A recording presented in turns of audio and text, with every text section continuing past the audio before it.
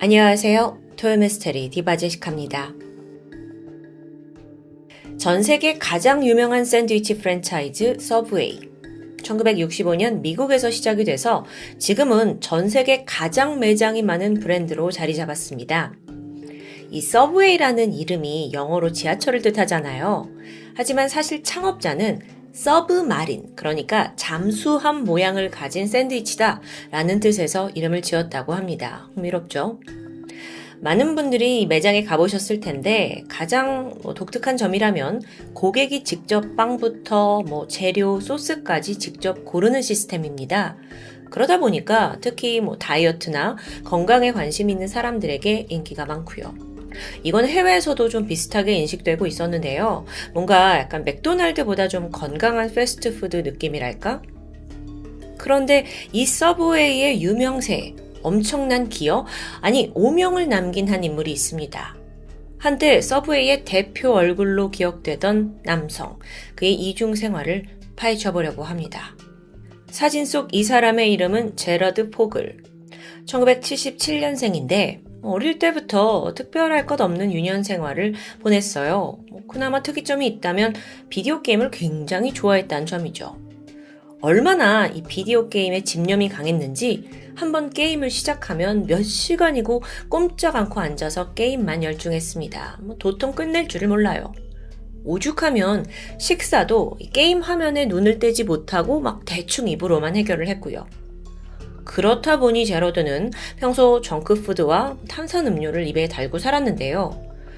게임에만 빠져 있고 나가서 운동을 하거나 걷는 일은 거의 없었죠. 그렇게 제러드는 10대를 자라나면서 걷잡을 수 없이 체중이 불어납니다. 고등학생 때 몸무게가 이미 150kg을 훌쩍 넘기고 말아요. 대학에 진학했을 무렵 그의 체중은 195kg. 워낙 거구여서 수업을 받으러 가거나 또 친구들과 어울리는 것도 좀 불가능한 상황이었습니다. 움직이는 것 자체가 힘드니까요. 근데 문제는 그뿐만이 아니죠. 과체중이 오면서 수면 무호흡증도 앓게 돼요. 이게 이제 기도가 좁아지면서 수면 중에 호흡이 멈춰버리는 증상인데 이게 이제 반복되면 잠을 자더라도 산소가 제대로 공급이 안 돼요. 그러니까 수면의 질이 떨어지죠? 그럼 푹 못 자니까 다음날 아침, 그 다음날까지도 계속 피곤을 달고 살게 됩니다. 그러던 어느 날 끝내 사고가 벌어졌습니다. 잠을 제대로 못 잔 제러드가 운전을 하던 중에 졸음을 못 이겨서 나무를 그대로 들이받고 만 거예요. 다행히 목숨은 건질 수 있었지만 이 사건은 그에게 경종을 울리게 되죠. 자신이 살을 빼지 못하면 나 정말 죽을지도 모르겠다 라는 생각이 든 겁니다. 그래서 그때부터 제러드는 진지하게 체중 감량을 결심하기 시작해요. 자, 살을 빼려면 가장 먼저 이제 조절을 해야 되는 게 바로 음식이죠. 마침 제러드가 살던 아파트 1층에 서브웨이가 있었어요. 너무 잘 됐죠. 그는 아침 식사로 서브웨이 터키 샌드위치를 먹었고요. 저녁에는 채소 샌드위치만 먹으면서 또 밤낮 없이 걷기 운동을 병행합니다. 이전에 제러드는 하루에 약 10,000칼로리 정도를 섭취했다고 해요. 근데 다이어트를 마음먹고 나서 하루에 한 2,000 정도 칼로리로 대폭 줄이게 되는데요. 이렇게 대대적인 다이어트의 결과는 실로 놀라웠습니다. 그는 11개월 만에 체중을 무려 111kg이나 감량하는 데 성공해요. 대단하죠. 그러면서 마침내 쭉 몸무게가 내려가더니 80kg대, 그러니까 그 정상 범위 체중으로 들어온 거예요. 정말 이 어려운 다이어트를 해낸 사람이 된 건데요. 곧이어 이 다이어트 성공 소식은 주변에 큰 화제를 불러일으켰습니다. 특히나 여기서 그가 서브웨이 샌드위치만을 먹으면서 살을 뺐다라는 이 부분이 사람들의 흥미를 끌게 돼요. 그러던 1999년 4월 제러드가 다니고 있던 그 대학교에서 이 사람의 스토리를 교내 신문에 실게 됩니다. 그게 알려지면서 얼마 후 유명 남성 잡지에서 와가지고 우리 당신을 좀 인터뷰하고 싶습니다 해가지고 제러드의 서브웨이 다이어트 스토리, 이게 특집 기사로까지 실리게 되죠. 점점 제러드가 대중의 주목을 받게 된 겁니다. 그러다가 마침내 이 소식이 서브웨이 경영진에게까지 들어갑니다. 이건 브랜드를 홍보할 수 있는 절호의 찬스잖아요. 기회를 놓칠 리가 없죠.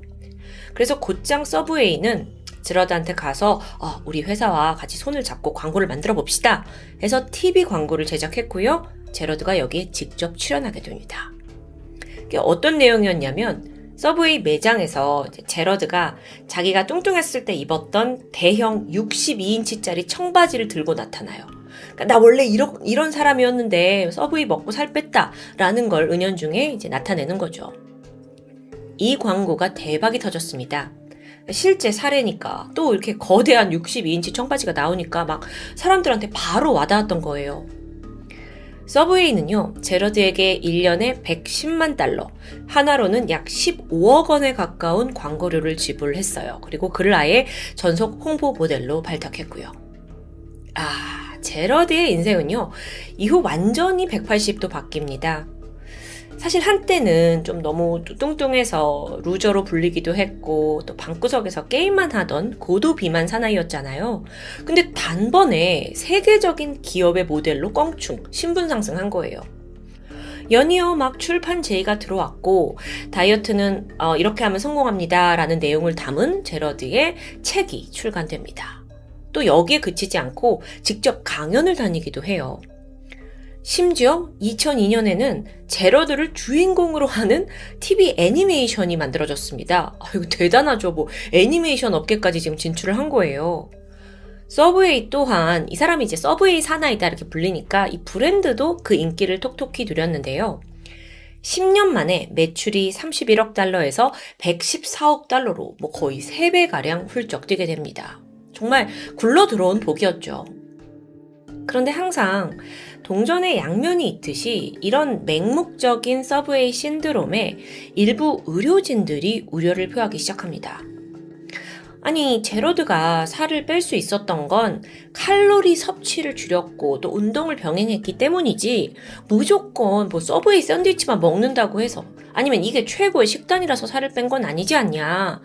또 급격하게 다이어트를 하다 보면 뭐 사람들이 열광하고 있긴 하지만 사실 이면에는 또 다른 건강 문제가 있을 수 있다라는 지극히 이성적인 우려였죠. 근데 사실 그럼에도 불구하고 이 세상은 눈에 보이는 그 확실한 결과에 좀 현혹되는 현상이 있잖아요. 제러드는 계속 승승장구했습니다. 그 인기를 누려온 15년간 약 300여 편의 광고를 찍었어요. 돈도 많이 벌었겠죠. 그리고 그 사이에 매력적인 여성을 만나서 결혼에도 성공했고요. 그렇게 제러드는 미국에서 서브웨이 사나이로 불리면서 대중문화의 아이콘이 되어갑니다. 여기에 선한 영향력도 있지 않았죠. 2004년에는 비만 아동을 돕는 비영리 자선단체를 설립해요. 또 이 아이들이 건강한 식습관을 가지도록 지지를 한다 하면서 캠페인을 펼쳤고요. 본인 성공에 그치지 않고 이렇게 좋은 모습 보여주니까 대중들은 더 열광합니다. 그렇게 지금 인기와 성공, 부, 영향력까지 모든 걸 갖춘 제러드입니다. 그렇게 너무 모든 게 완벽해서일까요? 머지않아 그의 약점이 서서히 드러나기 시작했죠. 그건 바로 이성관계였습니다. 아까 매력적인 여자 만나서 결혼했다고 했죠. 그랬는데도 불구하고 계속 여러 여자들과 만남을 즐기는 거예요. 워낙 모든 걸 가진 사람이라서 인기가 많았을 터니까 그럴 수 있겠죠. 그러니까 주변에 만나보고 싶어하는 사람들도 많았을 테고. 근데 이러면 자기가 원래 가지고 있던 그 안정적인 가정, 이걸 지키기가 어려워질 텐데요. 결국 2007년 제러드의 문란한 사생활이 문제가 되면서 부부는 이혼을 하게 됩니다. 근데 이때까지만 해도 이혼을 한다 해서 그의 명성에 해가 갈 정도는 아니었어요. 한편 이쯤 제러드는 초등학생들을 상대로 이제 돌아다니면서 강연을 하고 있었습니다. 그리고 항상 그의 곁에는 테일러라는 이 재단 이사가 동행을 했어요. 재단 이사라고 하지만 사실 쉽게 말해 매니저 같은 역할인 거죠. 둘은 함께 미 전역의 초등학교를 돌면서 건강한 식단을 해야 된다. 이런 중요성을 강연하고 돌아다녀요. 하지만 그들의 낮과 밤은 완전히 달랐습니다. 해가 지면 제러드는 테일러와 함께 술, 여자, 파티, 야, 오늘 즐겨보자 하면서 막 하루하루 방탕한 나날을 보내고 있었습니다. 한편 이쯤 매니저 테일러에게 고민이 한 가지 생겨요. 제러드랑 워낙 많은 강연을 다니느라 사무실을 종종 비웠거든요. 근데 이러다가 혹시 누가 여기 침입해서 물건을 훔쳐가면 어쩌지? 라는 약간 걱정, 강박이 생긴 거예요. 그래서 이걸 해결하기 위해 테일러가 사무실 곳곳에 몰래카메라를 설치하게 돼요. 그리고 출장에 다녀오면 사무실에 별일이 없었는지 이 영상을 일일이 확인하게 되는 버릇이 생기게 되죠. 그러던 어느 날 평소처럼 막 카메라를 쭉 돌려보고 있던 중에 깜짝 놀라고 맙니다. 이 비디오를 보니까 한 여성 인턴이 미성년자예요. 얘가 남자친구를 사무실에 데려와서 성행위를 하는 장면이 딱 녹화되어 있는 겁니다. 테일러가 깜짝 놀랐어요. 그리고 어떡할까 하다가 이걸 제러드에게 말하게 돼요. 어떻게 처리해야 되냐라고 의논을 하는 의도였겠죠? 근데 이때 제러드의 반응이 의외였습니다. 아, 그래? 그런 게 찍혀 있어? 일단 우리 영상 좀 볼까? 보자는 거예요. 근데 그렇게 한참 두 사람이 이 자극적인 영상을 보게 됐죠? 그러더니만 제러드가 말해요. 야, 차라리 그 사무실 말고 있잖아. 화장실 이런 데도 우리가 몰래 카메라를 좀 다 설치해보는 건 어때? 와, 이건 사실 심각한 범죄로 갈 수 있는 거잖아요.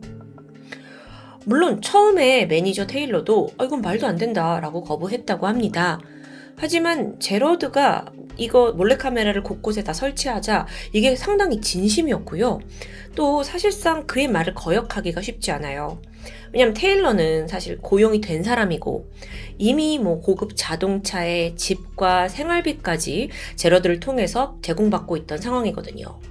그러면서 제러드가 너 나랑 같이 일하면서 잘하기만 하면 넌 앞으로 창창대로야. 내가 이렇게 풍요로운 삶을 계속 책임질 거야. 라고 약속한 적이 있습니다. 그런데 여기에 조건이 하나 붙어 있었죠. 자신의 지시에 따라 사무실 곳곳에 몰카를 설치하라는 겁니다. 테일러는 결국 이 유혹을 뿌리치지 못했습니다. 그리고 몰래카메라가 설치되죠. 그런데 이게 과연 정말 강압에 의한 건지는 좀 갸우뚱해요. 나중에 보니까 이 테일러란 사람이 자기 집에까지 몰래카메라를 설치했더라고요. 그래서 이걸로 의붓 딸들을 몰래 녹화하기도 했고요. 이게 무슨 해괴망측한 짓이에요. 어쨌든 카메라가 점차 그렇게 늘어났어요. 테일러가 이 녹화 내용을 쫙 수거해서 1차로 보고 개 중에 좀 자극적인 내용이 있으면 그걸 추려서 제러드에게 제공해 준 거예요. 약간 취미생활 같은 걸로요. 너무 좀 더러운 족속들 같죠? 근데 이게 시간이 점점 지날수록 어떤 현상이 벌어지냐면 제러드가 야, 그 내용 너무 좋은데 좀 더 좋은 화질 없어? 너무 흐리니까 안 보여. 막 이렇게 요구사항이 까다로워집니다. 그러자 여기에 테일러가 아예 전문가 수준의 카메라 장비를 구매해요. 그렇게 두 사람의 추악한 취미가 몇 년이고 이어졌고요. 시간이 지나 2010년, 이때 제러드는 새로운 여자를 만나서 아예 재혼을 한 상태였거든요. 근데 또 동시에 로쉘이라는 여성과 불륜 관계를 맺고 있었죠. 근데 이때 이제 제러드가 어느 날부터 로쉘에게 자꾸 좀 쎄한 말을 하기 시작합니다. 뭐라 그러냐면 나는 요새 좀 어린 여자애들이 예뻐 보이는 것 같아. 나이는 난 상관없고. 뭐야 이거 뭔가 약간 이상 성욕적인 모습이에요. 좀 음흉하잖아요. 근데 그러다 어느 날 이 불륜녀, 내연녀 로쉘이 아예 폭발하게 된 계기가 있었는데 사실 로쉘은 싱글맘으로 딸을 하나 키우고 살고 있었습니다. 근데 갑자기 이 제러드가 뭐라고 하냐면 네 딸 방에 카메라를 설치해서 보면 안 될까? 이런 말도 안 되는 제안을 하는 거예요. 로쉘은 사실 이 제러드가 미성년자를 좋아한다는 걸 이미 알고 있었습니다. 하지만 자기 아이한테까지 그런 마음을 갖는 건 도저히 참을 수가 없죠. 게다가 쟤는 낮에는 초등학교 다니면서 막 강연을 다니고 있는 사람이잖아요. 너무 이중적이에요. 그래서 로쉘이 더 이상 이걸 볼 수가 없었고 결국 FBI에 신고하기로 결심해요. 실제로 이걸 대비해서 로셸이 한참 동안 제러드가 이제 맘 편하게 떠들어댄 온갖 이상한 말들을 다 녹음해 왔었고요. 자, 이거를 FBI에 갖다 줬는데 사실 FBI 입장으로는 그가 이렇게 말을 한 것만으로 체포를 하기엔 좀 역부족이었습니다. 이게 직접적인 범죄 행위를 저질렀다는 증거가 되진 못하니까요. 아니 그럼 어떻게 하면 저 괴물의 정체를 밝힐 수 있지? 막 이렇게 고민을 하던 중에 그 답이 머지않아 뜻밖의 사건으로 드러나게 됩니다. 테일러 기억하시죠? 매니저 겸 재단 이사요. 그는 물론 제러드만큼은 아니지만 역시나 난잡한 성생활을 즐기던 사람이에요. 여러 여성들과 관계를 맺었다고 해요. 그러다가 2014년 그 여성들 중 한 명에게 무심코 포르노 사진들을 전송합니다. 근데 문제는 그 사진 속 여성들이 전부 미성년자였다는 점이었죠. 사진 자체가 역겨웠고 여성은 즉각 경찰에 신고를 하게 돼요. 이 수사관이 그동안 테일러가 보낸 문자, 사진들을 검토했고 이걸 토대로 그를 아동 범죄 혐의로 체포합니다. 이후 압수수색을 하면서 그의 집을 수색하게 되거든요. 가보니까 안에 수십 대의 몰래카메라 그리고 500여 장의 막 불법 사진들이 막 촤르 나오는 거예요. 그러니까 이건 증거까지 있으니까 빼박인 상황이죠. 하지만 이때 테일러는 범죄를 부인합니다. 그리고 이 모든 건 자신의 상사 제러드를 위한 것이었다고 털어놓게 되는데요. 경찰이 충격에 빠졌어요. 아니 건강한 식단과 운동을 권장하면서 막 누구보다 아이들의 행복을 위하던 서브웨이 사나이 제러드가 이런 음란물을 몰래 수집해왔다? 믿을 수가 없잖아요. 그래서 일단은 은밀하게 내사에 돌입합니다. 그 사이 지금 테일러가 체포됐잖아요. 그리고 아동 음란물 제작 소지 혐의 막 이런 게 붙으니까 이 여파가 당연히 제러드의 재단에도 불똥이 튀게 됩니다. 그럼 이때 제러드의 반응은 어땠을까요? 사실상으로는 둘이 공범이잖아요. 근데 뻔뻔 그 자체예요. 뭐라고 하냐면 공식 인터뷰에서 테일러의 혐의에 저희 너무 큰 충격을 받았습니다. 저희 단체는 그와는 모든 관계를 다 청산할 겁니다. 완전 손절한 거죠. 자기는 마치 아무 관계가 없다는 듯 행동하는 모습. 며칠 후부터는 바로 비즈니스 모드로 돌아가서 SNS에다가 또 다이어트 팁, 자기가 강연하는 멋진 모습을 막 게시하기 시작합니다. 역겹게 어린이 팬들과 다정하게 찍은 사진도 올렸고요. 그런데 이 순간에도 경찰의 내사는 계속되고 있었죠? 이게 내사였기 때문에 시간이 좀 걸리긴 했다고 해요. FBI가 이 제라드의 실체를 밝히기 위해서 굉장히 조용히 행동했어요. 그렇게 시간이 흘러 2015년 7월 FBI는 마침내 혐의를 확신하고 압수수색 영장을 발부받습니다. 전격적으로 제러드의 집에 들어가서 수색을 시작했죠. 디지털 포렌식 수사 요원뿐만 아니라 혹시 어디에 숨겨진 SD카드나 USB가 있는 게 아니냐 수색견까지 다 동원됩니다. 아니나 다를까 집 안에서는 500편이 넘는 아동 포르노가 발견됩니다. 앞서 테일러가 이걸 다 압수당하고 체포됐잖아요. 그럼에도 불구하고 자기 집엔 이게 아직 남아있던 거예요. 게다가 여성들과 주고받은 메시지들이 있었는데 그게 좀 증거가 됐거든요. 내용을 보니까 더러워 죽겠어요. 너 조카 있다면서 16살 조카 나 좀 소개시켜줘. 심지어 이 성매매 포주한테 보낸 메시지는 나는 어린 소녀를 원한다. 특히나 아시아계 소녀에겐 더 큰 돈을 주겠다. 이런 노골적인 표현까지 남아 있습니다. 자, 이렇게 제보 이후에 FBI 내사를 거쳐서 제라드의 추악한 민낯이 세상에 드러났죠. 그는 미성년자 불법 성매매, 아동 음란물 소지 혐의로 체포되었고 법정에 서게 되는데 끝은 아닙니다. 이 재판이 만만치 않았어요. 제라드는 좀 부자였잖아요. 그러니까 최고의 변호사를 선임했죠. 그리고 이 변호인단이 뭘 주장하냐면 심신미약이래요. 에? 어디서 심신미약이야 도대체? 자, 들어보세요. 이 제라드가 그동안 엄청난 체중 감량을 하고 나서 이제 유명세를 얻긴 했지만 이걸 유지해야 되잖아요. 거기에 큰 압박감을 느꼈고 그러다 보니 정신과 약물을 복용하게 됐는데 그게 어느새 부작용이 생겨서 결국에 그 부작용 때문에 이상 성욕이 생겼다는 주장이에요. 아, 뭐야, 지금 이거 어디서부터 끌어온 거야? 완전 끼워 맞추기 식이잖아요. 더 황당한 건 제러드 쪽이 심지어 자기를 유명하게 만들어준 서브웨이를 비난하기 시작했다는 겁니다. 너무 오랜 기간 샌드위치만 먹고 살다 보니까 영양 불균형이 와서 성욕 과다 증세가 나타났대요. 나 지금 말하면서 너무 웃겨요. 이걸 막 신성한 법정에서 막 주장을 하면 배심원이나 판사는 고지고대로 과연 믿을까요? 새로운 시도도 있었습니다. 제러드가 정신과 의사한테 감정을 받아요. 그리고 의사가 아주 좀 특이한 소견을 내놓게 되죠. 이 남자가 원래 일반인보다 과도한 성욕을 가지고 태어났대요. 근데 그게 이전에는, 그러니까 뚱뚱했을 때는 막 충동적인 식욕으로 그걸 어느 정도 해소했다가 살을 빼고 나니까 그게 이상 성욕으로 전환됐다는 의견. 죄송해요. 제가 웃어서 죄송한데 제가 이게 너무 진지하게 받아들일 수가 없고 어떻게든 얘는 뭔가 이상 성욕이 질병이었다라는 걸 막 죽자고 주장하는 것 같아서 좀 황당하고 좀 우스워요.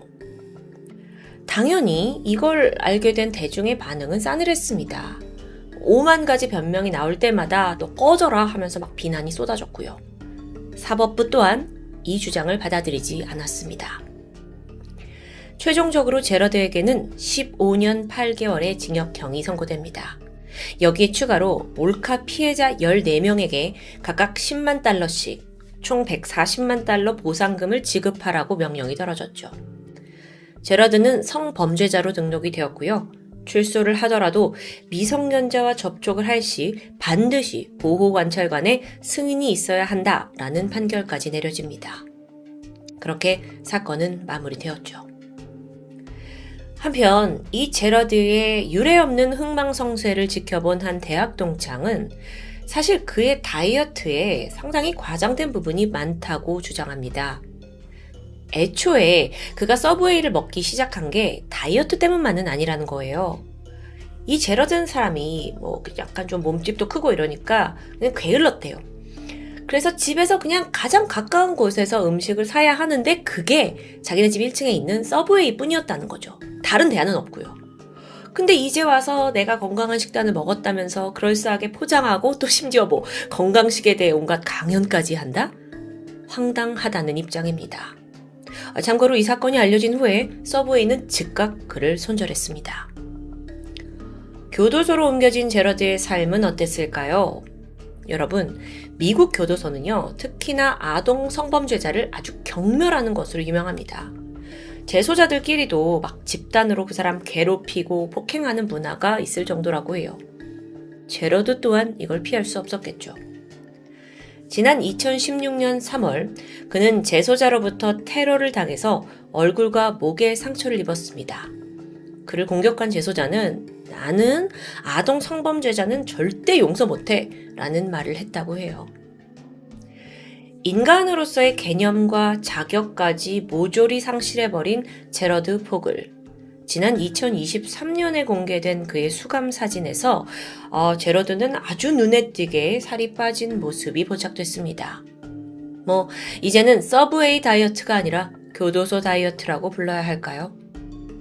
지금까지 토요미스테리 디바제시카였습니다. 안녕하세요. 토요미스테리 디바제시카입니다. 2004년 영국 리버풀 북쪽 교외에 있는 작지만 부유한 마을 멜링. 이 평화로운 곳에서 은퇴한 회계사였던 72살의 시드니 블랙웰과 그의 아내 제클린 블랙웰이 노년을 즐기고 있었습니다. 둘만 있는 건 아니었죠. 그들에게는 누뚱이 귀한 아들 19살 브라이언도 함께였습니다. 시드니와 제클린, 이 두 사람은 젊은 시절 각각 한 번씩 결혼을 경험했습니다. 이혼을 한 후에 각각 50대, 40대, 중년의 나이에 서로를 만나 재혼하게 된 거죠. 그리고 1986년 둘 사이에 소중한 남자아이가 태어납니다. 늦둥이 아들이었기 때문에 부부는 이 아이에게 정말 줄 수 있는 최대한의 지원과 사랑을 쏟아부었을 텐데요. 덕분에 브라이언은 이 부유한 지역에서도 가장 비싼 사립학교에 다녔습니다. 연간 학비만 1,400만 원에 달했다고 해요. 그 기대에 부응하듯 아이는 정말 손꼽히는 모범생으로 자라나는데요. 특히나 언어와 과학에 특출났고요. 매 학기 장학금을 놓치지 않았죠. 장래 희망은 의사였는데 이것조차 당연해 보였습니다.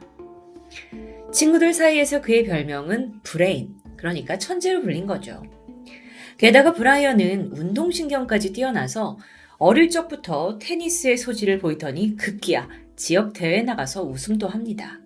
아니 공부면 공부, 운동이면 운동, 뭐든지 두각을 보이던 브라이언이었기 때문에 부부는 그런 아들을 진심으로 자랑스러워했죠.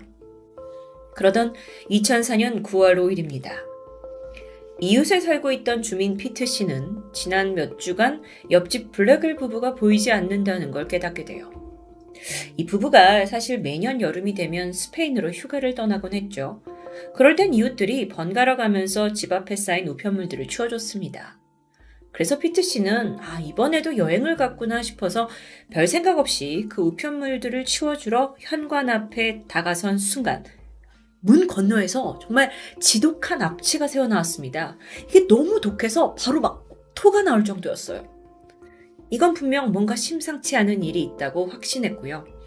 일단 문이 잠겨 있었기 때문에 피트 씨는 마당을 지나 주방 쪽 창문을 통해 집안을 들여다봅니다.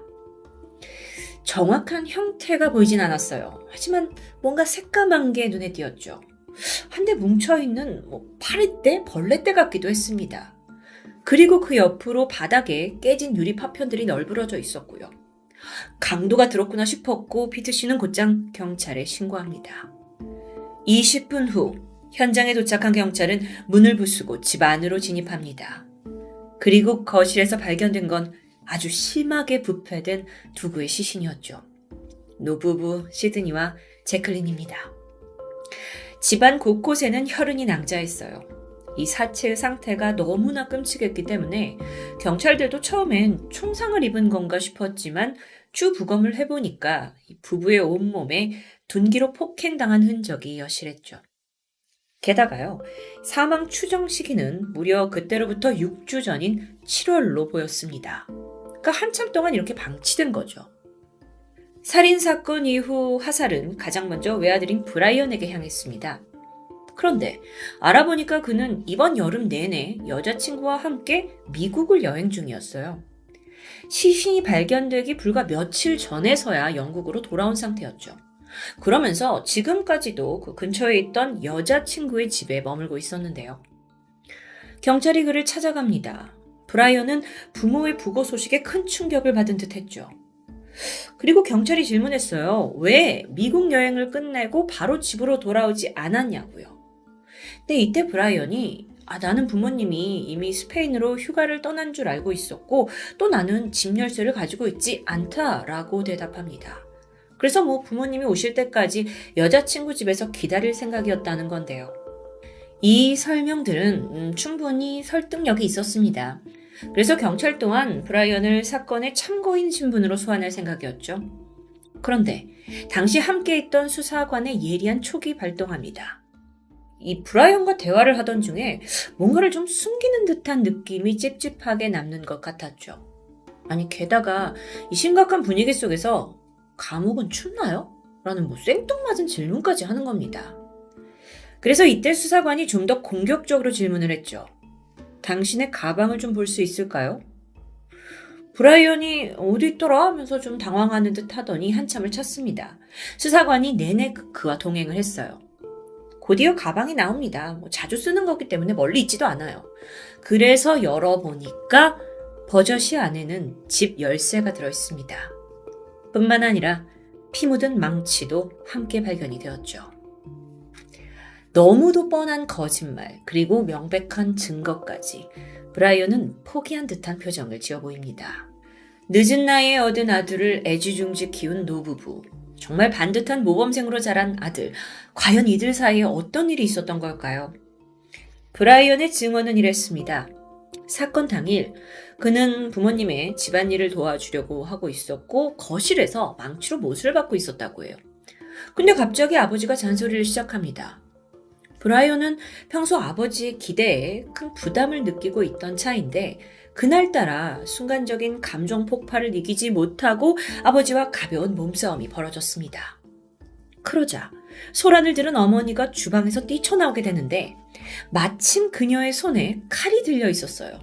그리고 이걸로 아들을 공격하는 듯한 모션을 취하게 되자 브라이언이 방어를 위해 어쩔 수 없이 자신의 손에 들고 있던 망치를 부모에게 휘둘렀다는 스토리.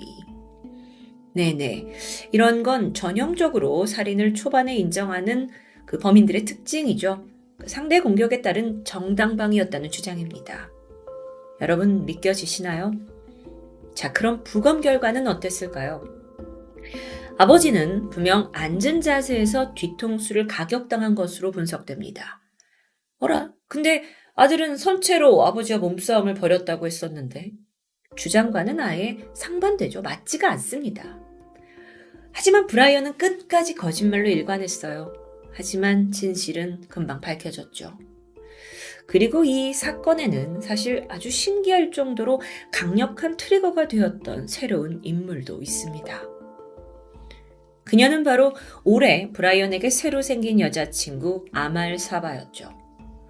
아주 부잣집 딸이었다고 해요. 아버지는 성공한 의사에 정말 남부러울 것 없는 유복한 삶을 살고 있었죠. 브라이언이 여자친구의 호감을 사기 위해 무던히 노력했던 것으로 보입니다.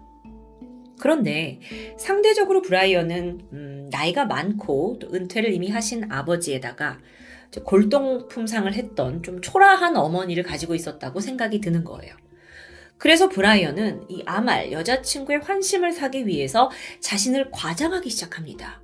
그리고 그 거짓말은 점점 한계를 모르고 불어났죠.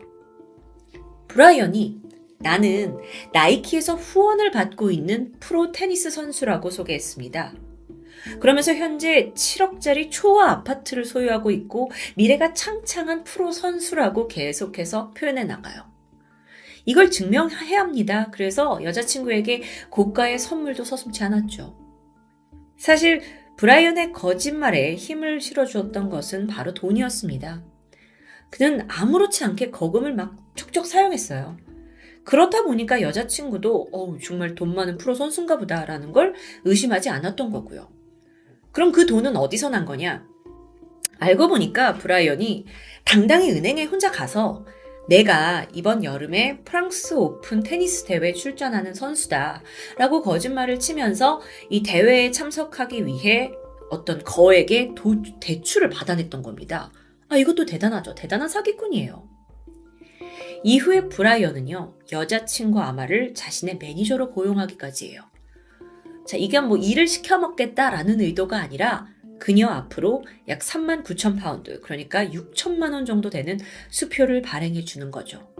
그러니까 합법적인 방법으로 돈을 주는 겁니다. 와, 이 남자의 허영이 여기서 그치지 않았는데요. 부모님이 자신의 대학 등록금으로 모아둔 적금을 해지하더니 그 돈으로 여친에게 럭셔리 자동차를 선물해요. 그 와중에 아버지 명의로 13장의 신용카드를 새롭게 발급받아서 펑펑 쓰고 있었죠. 미치고 팔짝 뜁니다. 아니, 영국의 어떤 은행 시스템이 이렇게 허술한 건지 아니면 브라이언의 화술이 뛰어난 건지 어쨌든 매번 은행과 부모를 속이면서 거액의 현금을 얻어내고 있었던 겁니다. 그러던 2004년 6월 엄마 제클린이 이상함을 감지했어요. 그리고 마침내 아들의 이 비정상적인 소비 행태를 알아채고는 곧장 남편에게 이걸 알리게 되죠. 부부는 크게 분노했고 아들을 심하게 꾸짖었습니다. 당장 은행에 연락해서 아들이 발급받은 그 신용카드, 대출 다 정지시켜버리죠. 자, 그럼 이제 브라이언 입장에서는 돈을 한 푼도 쓸 수 없게 되었고요. 자신이 허영으로 쌓아온 이미지를 전혀 실현시킬 수 없는 절망적인 상황이 된 거겠죠. 이러면 사랑하는 여자친구를 잃을 수도 있을 텐데요. 어쩌면 이때부터였을 겁니다. 부모를 향한 분노가 끓어오르기 시작한 거죠. 한 달 후인 7월 25일, 브라이언은 몰래 또다시 아버지의 신용카드를 이용해 뉴욕행 비즈니스 비행기 티켓 2장을 삽니다. 여친과 여름 휴가를 보내기 위해서였어요. 그런데 마침 그날 저녁에 아버지가 이 사실을 알아차리게 되죠. 그러면서 크게 또 꾸짖습니다. 아들아, 정신 좀 차리라고. 이게 뭐 하는 짓이냐고. 그런데 이때 브라이언은 묵묵히 아버지의 말을 듣고 있었습니다. 그리고 잠시 후 조용히 일어나더니 천륜을 범해버렸죠. 망치로 아버지를 내리친 겁니다. 그리고 이 소리를 듣고 놀라서 달려오는 어머니까지도 똑같은 방법으로 살해했습니다. 이때 아버지에게 30차례 둔기를 휘둘렀고요. 어머니에게 20차례나 망치를 휘둘렀어요. 정말 너무 말이 안 되는데요. 한참이 지났고 이제 부모에게서 아무런 기척이 느껴지지 않자 브라이언은 시신을 그대로 방치한 채 집을 빠져나왔습니다. 그리고 곧장 여자친구의 집으로 향했죠. 두 사람은 비즈니스 티켓을 타고 신나게 뉴욕으로 향했습니다. 센트럴 파크가 보이는 최고급 호텔 스위트룸에 3일간 묵었고요. 이후에 플로리다, 바베도이스 지역까지 옮겨 다니면서 호화 여행을 지속했죠. 그렇게 무려 17일간 여행을 하면서 그가 쓴 돈은 3만 파운드, 약 6천만 원 정도입니다. 물론 이 돈 모두 자신이 살해한 아버지 카드로 결제되었고요. 8월 12일, 그 긴 여행을 마치고 돌아온 브라이언은 열쇠가 없다면서 여자친구 집에서 함께 지냅니다. 자, 그럼 그 긴 시간 동안 여자친구 아말은 아무것도 눈치채지 못했을까요? 네, 그도 그럴 게 여행 기간 내내 브라이언이 주기적으로 통화를 합니다. 부모님과요. 다정하게 저희는 지금 잘 지내고 있어요. 괜찮으시죠? 하면서 다정한 통화 연기를 계속 보여줬기 때문이에요. 너무도 소름 돋죠. 정말 브라이언은 부모를 살해하고도 전혀 양심의 가책 없이 6주라는 시간을 보냈습니다. 심지어 그 사이에 성적표를 받기 위해서 학교에 들르기도 했고요. 올 A 점수를 받아들고는 아주 기뻐했죠. 가을에 의과대학에 진학할 예정이라고 자랑하기도 했습니다. 이 심리는 도대체 뭘까요? 이렇게 사건의 진실이 모두 밝혀진 후에 도저히 쉽게 이해가 안 되는 이 브라이언의 행동을 연구하던 리버풀 경찰은 결국 그가 나르시스틱 인격장애를 앓고 있다고 발표합니다. 나르시스틱 인격장애, 이건 성공과 권력 그리고 인기에 대한 어떤 큰 욕망을 가진 사람이 거짓으로 환상 속에 자기만의 인생을 살아가려고 하는 그런 인격장애입니다. 그래서 이걸 앓고 있는 사람은 내가 만들어 놓은 그 완벽한 환상이 무너질 때 엄청난 분노를 쏟아내게 되죠. 그러니까 브라이언 또한 그동안 자신이 쌓아놓은 어떤 환상이 부모님 때문에 무너졌을 때 우리 같은 일반인들은 쉽게 못 느끼는 어떤 자신도 통제하지 못하는 분노가 막 퍼붓는 겁니다. 그런데 여기서 짚고 넘어가야 할 게 있죠? 브라이언은 여자친구 아마를 만나기 전에는 이런 인격장애의 기미를 보이지 않았다고 해요. 그래서 언제부터 그의 정신이 무너지기 시작했는지, 그 트리거가 진정 뭐였는지는 제대로 밝혀질 수 없었죠. 정말 한 여자를 향한 구애가 이 모든 비극의 시작이었을까요? 2005년 6월 29일 재판이 진행됩니다. 브라이언은 법정에서 후회의 심정을 절절히 담은 편지를 낭독했어요. 하지만 냉철한 영국의 재판부는 선처를 주지 않았고요. 브라이언은 12년 이상의 무기징역을 선고받습니다. 아들을 위해 평생을 헌신했던 노부부가 바로 그 완벽한 아들에 의해 살해당한 끔찍한 사건. 이게 이제 리버풀 전역을 정말 충격에 휩싸이게 했는데, 사건이 더 마음 아팠던 부분은 아들의 일탈에도 불구하고 부모는 끝까지 이걸 수습하고 또 고쳐보려고 노력했다는 점이었겠죠. 시간이 지나서요. 몇 년 전인 지난 2016년에 브라이언은 복역을 거의 끝내고 심신미약을 이유로 가석방되었다는 뉴스가 전해졌습니다. 이후에 그의 근황은 알려지지 않고 있고요. 극단적인 나르시즘으로 부모를 죽인 이 남자는 지금 어디서 어떻게 살고 있을까요? 토요미스테리 디바제식합니다.